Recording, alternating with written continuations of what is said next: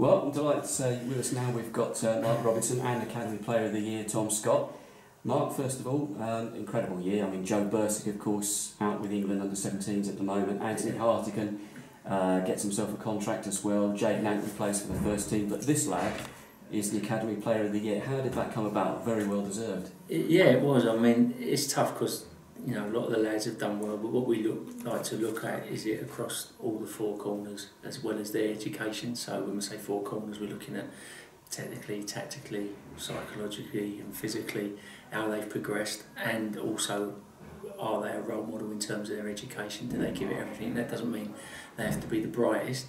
I'm not saying you're not the brightest, but do they treat college the same as their football? And Tom sort of has nailed all those things. He's improved in his football in every aspect, and he's been outstanding in his college work, especially with the fact that he travels the furthest, he's got the longest journey, he's up the earliest, and and he shows great enthusiasm. So yeah, thoroughly well deserved. Absolutely. Tom, turning to you now. I mean, when you hear some of the names I've read out just there as well in the seasons they've had, how does it make you feel to be Academy Player of the Year? Yeah, fantastic. Like Wilbur said, we've got tons and tons of quality in the squad. When Jeremy called me up, let me know that I was receiving the award, I was shocked because I honestly didn't know it would be me. And obviously, like we said, tons of quality in the squad. All the boys, absolutely fantastic this season. Obviously, you can see that from how far I went in the Youth Cup. Obviously, going on the unbeaten run since the end of November, just fantastic. Yeah, and I was delighted to have received it. I'm going to put Tom on the spot here now because I've done my research. And just going back over an interview about 10 years ago from a very successful footballer, he had a very good career as a midfielder, and just reading some quotes here, and he said things were very different in those days.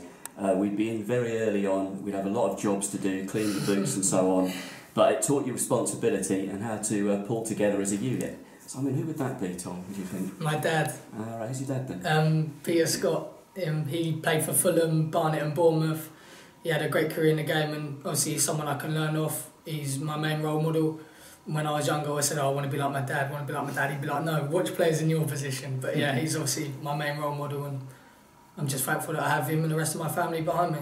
But how much do you and the rest of the lads within the team appreciate those kind of qualities that Robbo's tried to implement here amongst the structure? Oh, massively. Robbo and James have helped me so much. I mean, before I come here, obviously I had the backing of my family, but without Robbo and James, none of us would be where we are today.